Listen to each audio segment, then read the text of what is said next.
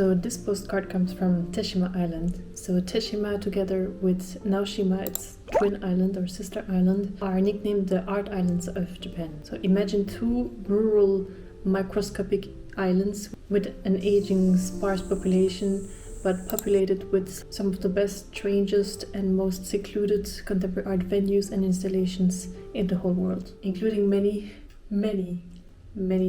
pumpkins from the artist Yayoi Kusama, who is kind of the equivalent of Madonna in the visual art world right now.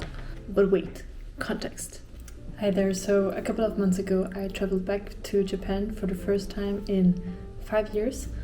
I used to study in Japan, and being there has had a tremendous impact on my art and on my life, so I've been longing to go back for so long. So I want to share with you a few special places and experiences that are related to art, from artworks that move me or good places to think. So come along to dive into this visual art travel postcard. So to get there you need to take a few trains, walk a bit, and then take a ferry to Naoshima Island, which is a twin island of Teshima, because it's kind of hard to stay overnight on Teshima. So grab one of the few ferries from Naoshima to Teshima and hop on a bike. There you will encounter a map of the island that will lead you to Les Archives du Coeur, the Archives of the Heart from Boltanski, who was born in 1944 and passed away in 2021.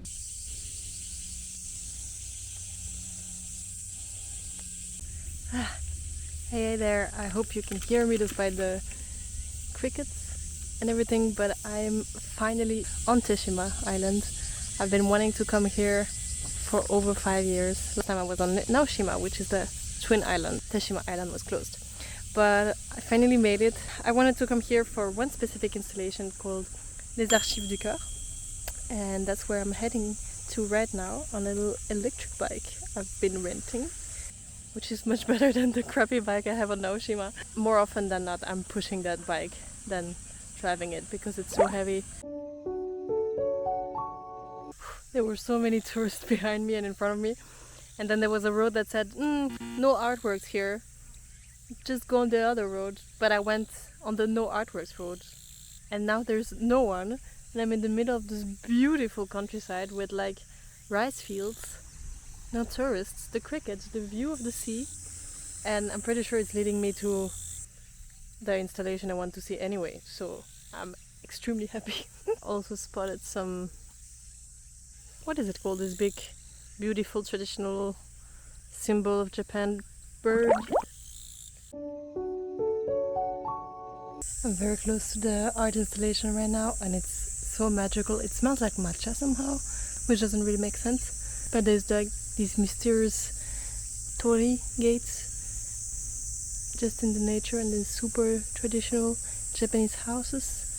It's just really beautiful. So I made it, and this is the view in front of the installation. Insane. So beautiful.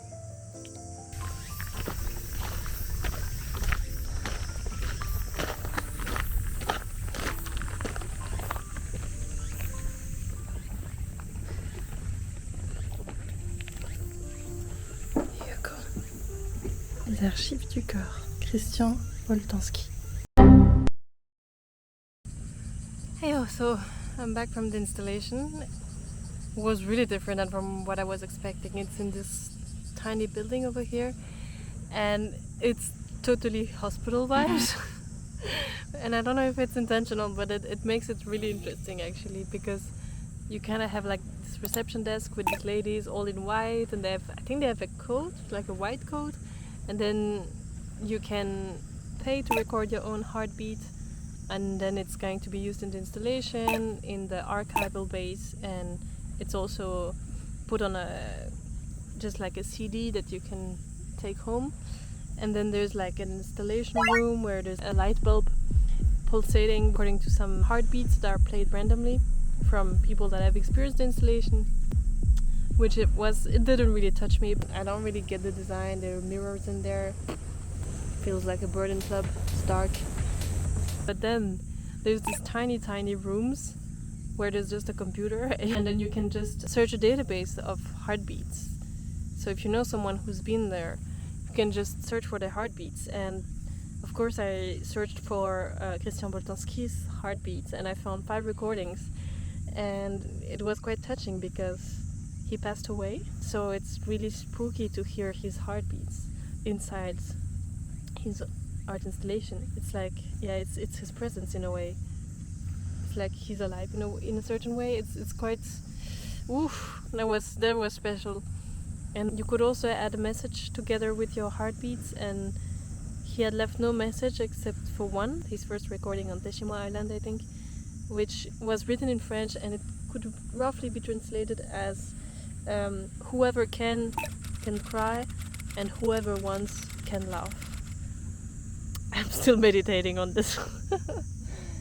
I just read a little bit about the context of the installation. I thought I knew about the installation, but I didn't know a lot actually, because you remember I showed you that there was a Shinto shrine quite close by. Well, actually Christian Boltanski chose to install this piece here near the shrine because he considers it as a place of pilgrimage, and the shrine has a very special significance to the local community here on Teshima, which he has explored several times, and he attended some local festivals, so there's definitely some beautiful connection between the place and the artwork. I think it's one of the strongest site-specific artworks I've ever seen or experienced or listened to.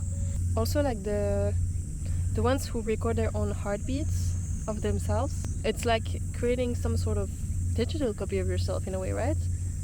Or of your livelihood. Or like, I think it's so special.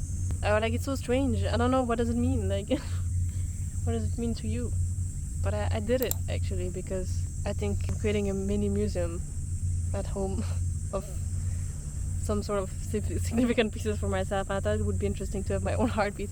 Oh my god, it sounds so narcissistic, but there's a vision. But of course, the obvious thing is to record the heartbeat of your partner or your family. But that would be really rough if you lose them at some point, or like, I don't know. Will it be used by AI? Will they recreate digital copies? Nah, I'm being kitsch. It's a strong piece. I just found out that there's another of his pieces on the island in a forest, also related to death and life, and I'm just going to check that out now, but then I need to move on because I'm enjoying this way too much and I need to get back on the other island before the last ferry. Okay, pause. Now, that was a mistake. Do not go there alone. This forest was so spooky and hard of access. It's called la forêt des murmures, or the forest of whispers. So it's a forest filled with wind chimes that have been engraved with the names of loved ones that people leave behind when they have visited the forest. So most of them have probably passed away, since it's an artwork that is centered on the topic of memory. And that reminds me of one of my own artworks on memories called Memoria, where I have generated artificial images of my own memories based on an algorithm that I've trained. So super poetic, but also super dark in the daytime and infested with mosquitoes, and it was super humid, and it's dead silent except for the sound of the wind chimes, and it's also located a few meters away from a cemetery. I usually don't find death or silence particularly scary, but this place, it's something else. This place is cursed. It's a bit spooky because I think it's the names of the people that are buried in the cemetery here below. Yeah, I'm not gonna go further than that. I just biked down that little village up there. I went to that creepy forest, but now just enjoying these little cows. The cows didn't manage to completely distract me from the whirlwind of emotions that Boltanski managed to awake in me from wherever he is now, whether it's in a cluster of binary data on a computer or an engraving on a wind chime in a moist forest. I wanted to experience these artworks to experience a sense of collectivity, because I was attracted to the mysterious name of Archives of the Heart, but it turned into more of a pilgrimage to find Boltanski himself and in search of what is left of his presence after his passing.